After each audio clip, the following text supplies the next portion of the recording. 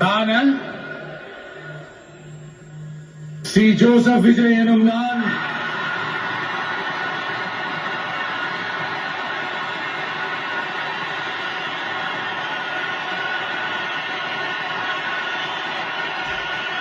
சட்டப்படி அமைக்கப்பெற்ற இந்திய அரசியல் அமைப்பின்பால் உண்மையான நம்பிக்கையும் மாறா பற்றும் கொண்டிருப்பேன் என்றும் இந்திய நாட்டின் ஒப்பில்லாத முழு முதல் ஆட்சியையும் ஒருமையையும் நிலை நிறுத்துவேன் என்றும் தமிழ்நாட்டு அரசின் முதலமைச்சராக உண்மையாகவும் உளச்சான்றின்படியும் என் கடமைகளை நிறைவேற்றுவேன் என்றும் அரசியல் அமைப்பிற்கும் சட்டத்திற்கும் இணங்க அச்சமும் ஒருதலை சார்பும் இன்றி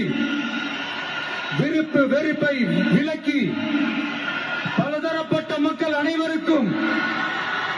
நேர்மையானதை செய்வேன் என்றும் ஆண்டவன் மீது ஆணை